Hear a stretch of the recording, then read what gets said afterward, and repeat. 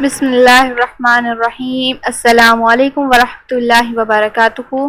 میں امید کرتی ہوں کہ آپ سب خیریت سے ہوں گے۔ آج ہم اخلاق نبوی صلی اللہ علیہ وآلہ وسلم کا مطالعہ کریں گے اور ہمارا عنوان ہوگا قیدی کو روٹی کھلا کر خود کھجوروں پر گزارا کر لیا۔ زمانہ قدیم سے جنگیں ہوتی چلی آ رہی ہیں اور جنگوں میں ہمیشہ سے لوگ قیدی بنتے رہے ہیں۔ ان کے ساتھ نہایت وحشیانہ سلوک کیا جاتا رہا ہے۔ عصر حاضر کے حکمرانوں نے جنیوا میں بیٹھ کر ایک کنونشن میں جنگی قوانین تیار کیے اور قیدیوں کے ساتھ سلوک کی حدود مقرر کی اور ان سفارشات کو پوری دنیا پر لاگو کرنے کی ہدایت کی۔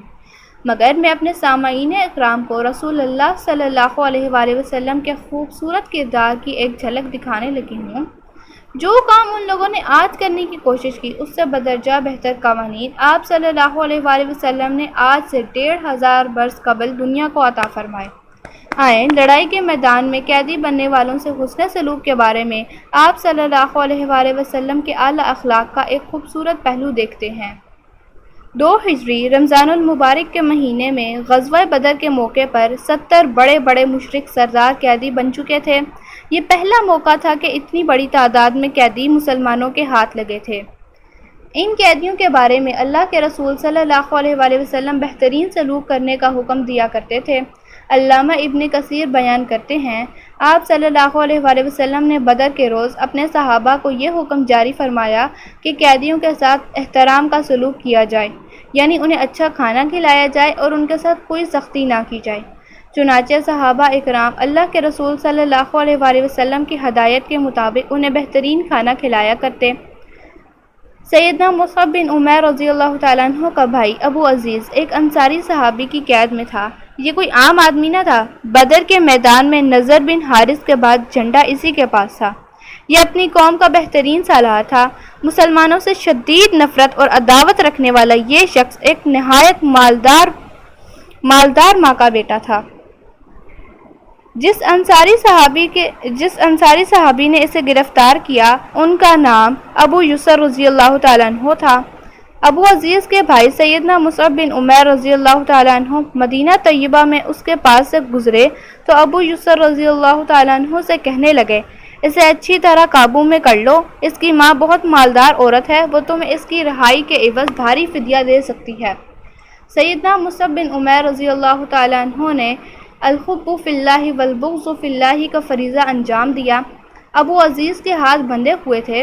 سیدنا مصعب رضی اللہ تعالیٰ عنہ کو مخاطب ہو کر کہنے لگا، بھائی تم میرے بارے میں یہ وصیت کر رہے ہو کہ اس کے ہاتھ اچھی طرح سے باندھ لو اور اس کو مضبوطی سے قابو کر لو۔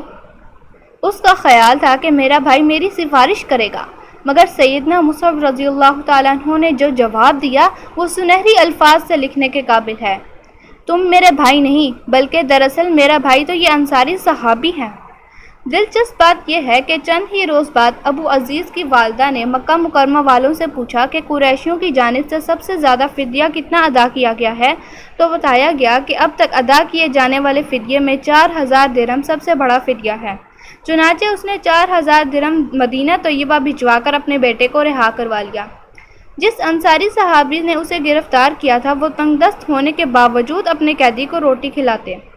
اس زمانے میں مدینہ طیبہ میں روٹی خاصی مہنگی اور گراں قدر چیز تھی، مگر کھجوریں عام تھیں۔ ابو عزیز نے بیان کیا ہے کہ جب وہ کھانا لاتے تو میری طرف روٹی رکھ دیتے اور خود کھجوریں کھا کر گزارا کر لیتے۔ مجھے یہ دیکھ کر بڑی ندامت ہوتی۔ میں روٹی ان کے ہاتھ میں دے دیتا مگر وہ روٹی مجھے ہی واپس کر دیتے۔ سامعین کرام، یہ میرے نبی صلی اللہ علیہ وآلہ وسلم کا اعلیٰ اخلاق ہے کہ آپ صلی اللہ علیہ وآلہ وسلم نے صحابہ اکرام کو قیدیوں سے حسن سلوک کا حکم دیا۔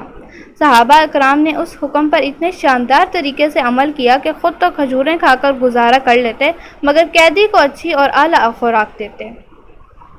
اللہ تعالیٰ سے دعا ہے کہ ہمیں بھی دوسروں کے ساتھ اچھا سلوک کرنے کی توفیق عطا فرما، اور آج جو ہم نے سبق پڑھا ہمیں اس کو دوسروں تک پہنچانے کی بھی توفیق عطا فرما۔ وآخر دعوانا الحمدللہ رب العالمین۔ السلام علیکم ورحمۃ اللہ وبرکاتہ۔